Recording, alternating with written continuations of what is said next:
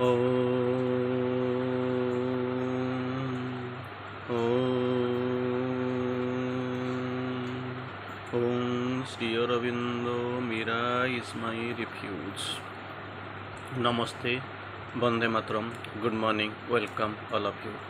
The topic of this morning's discussion will be on sadhana in the ashram and outside. Very interesting topic. Many people, of course, that limitless people, I will tell you.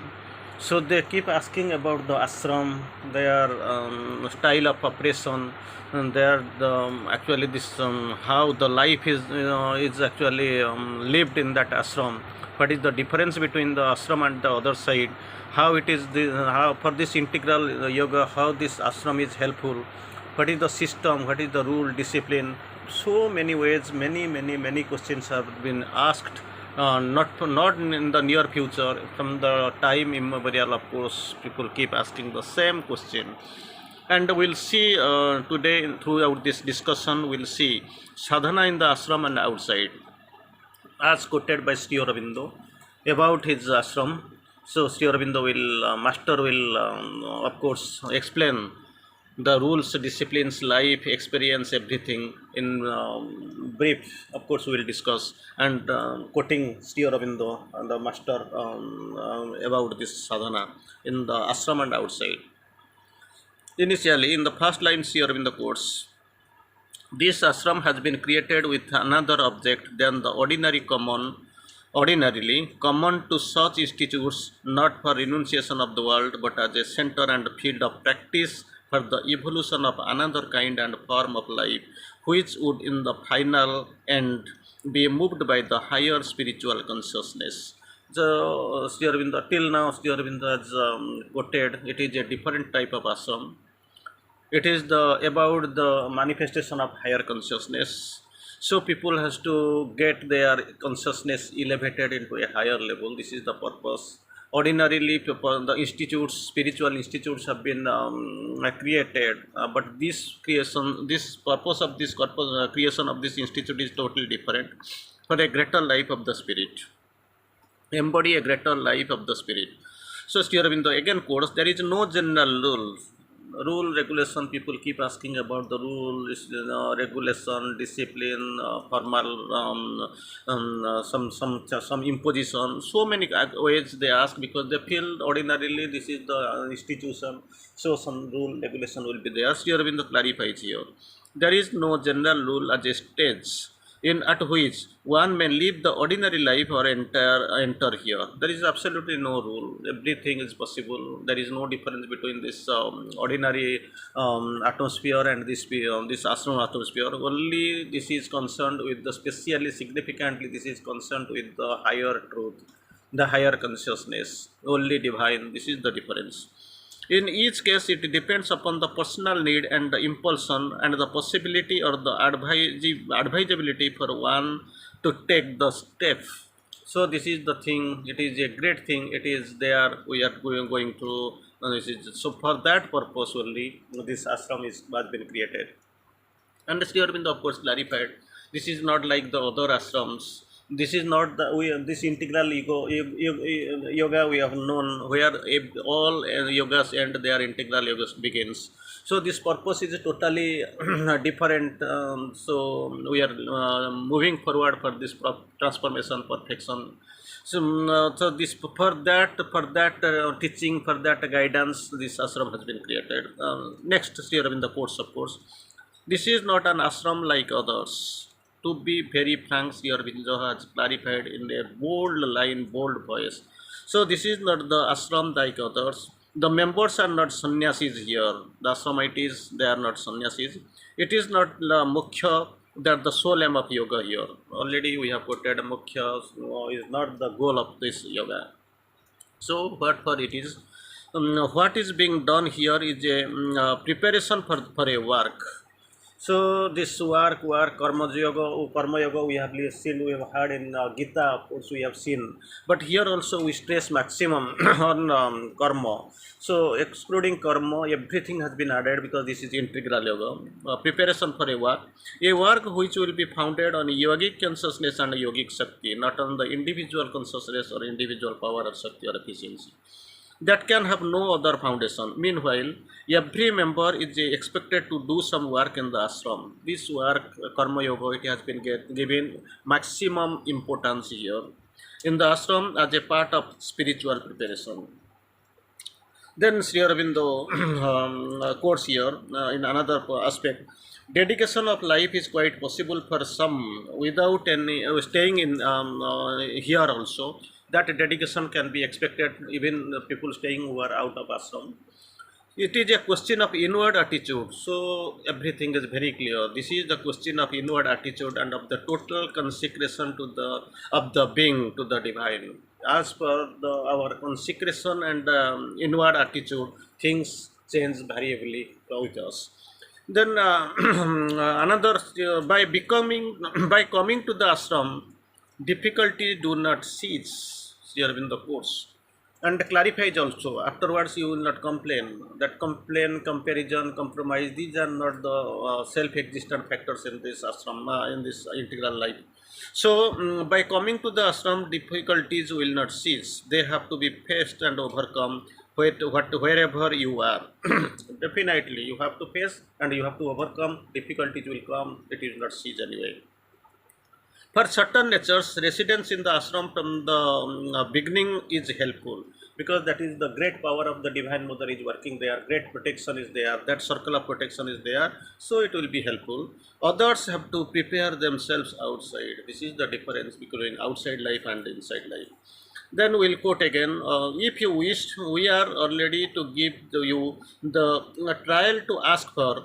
On receiving your answer, mother will make the necessary arrangements for your residence in the ashram. So everything to be decided by the mother. She is the authority who is going to prepare. Divine Mother is there.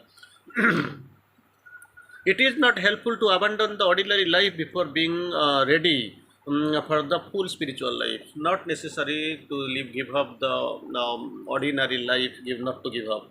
To do so means it is to precipitate a struggle between different elements and exasperate it to a point of intensity which the nature not ready to bear. So this is not to be thrown away or rejected. The vital elements in you have a party to be met by the discipline and experience of life. This vital has to be met with the discipline and experience of the life. And while keeping the spiritual aim in view, after vital, the spiritual point of view aim in view, and trying to govern life by progressively in the spirit of Karma Yoga. So things are there, it has to be taken care of and it has to be, of course, managed.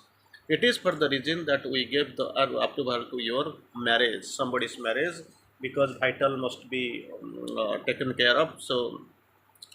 So another question, no, it is not enough to be in the ashram.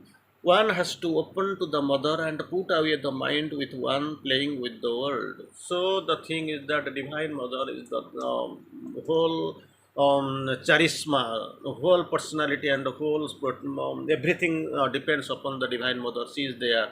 So we have to open open to her help, to her protection. Everything we must have consecration to the Divine Mother. That is the most important thing, and we are doing as here. Then little bit we'll proceed towards the disciplines. Here in the quotes here, the mother puts her protection around all the sadhakas. It is very important. Mother puts her protection around all the sadhakas. But if by their own act or attitude they go out of the circle of protection, there may be undesirable consequences. So already we have known within 10 nautical miles radius none can breathe except the mother. So it is there at around 10 nautical miles. It means exactly 18 kilometers in radius. So just imagine this protection is there, this protective circle is there, mother's circle of protection is there around the sadhaka. But thing is that if somebody is going out of that circle of protection, it will be, there will be unbearable consequences. Many people have faced even that sadhak who was advised not to go out of this circle, he went away and so faced the bike accident. That already we have seen. And somebody, Mr. X, he was going deep into the sea for swimming, which was a prohibited area, and he went there, lost consciousness. Still then mother's protection was there. He came out. But the thing is that that is actually ordinarily there is consequences are there. About the disciplines during the course, to act according to the standard of truth or a rule or law of action dharma in obedience with the superior authority out to the highest principle discovered by the reason and intelligent will, and not according to one's fancy. So something is fixed by the authority, something for as for everyone's benefits, so not according to one's fancy, but these rules and regulation discipline has been imposed. It has to be taken care of, it has to be respected. So vital impulses or inspire desires or one fancy does not act here.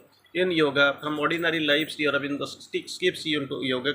In yoga, obedience to the guru or the divine, Sri Aurobindo quotes here, obedience to the guru or to the divine, and the law of the truth is declared as declared by the guru is the foundation here, foundation of discipline.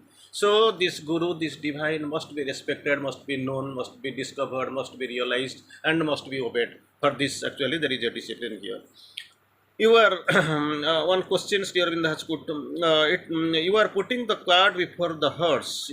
It is not the easy way to make conditions that you get when you want to. You will be obedient or cheerful. This condition is not required at all. But be always obedient and cheerful. Then what you want will be a chance of coming to you. So our mission is to be cheerful, to be obedient, so that rest will be done for you. There is nothing to worry about it. Sri Aurobindo quotes in another aspect, it is that the mind wanting to follow its own way of thinking. Mind.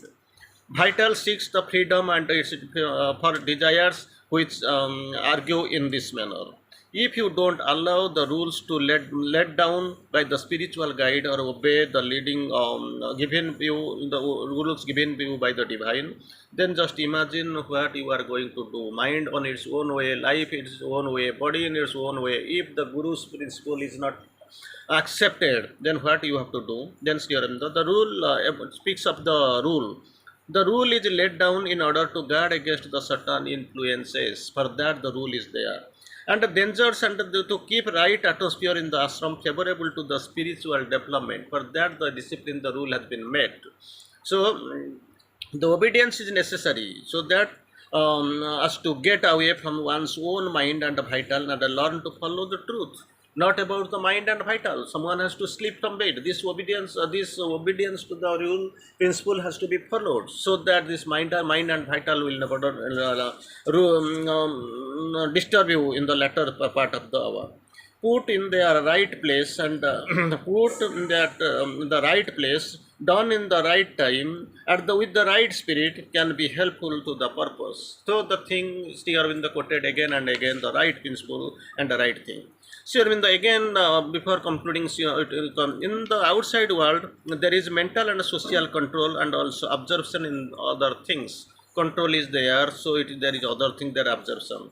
So have you left alone of your own consciousness and have to replace the mental and outward control by the inner self-control of the spirit? This is the purpose of the ashram. There is vital control, physical control, but here the spiritual control, it is replaced, mental and vital is replaced by the spiritual control.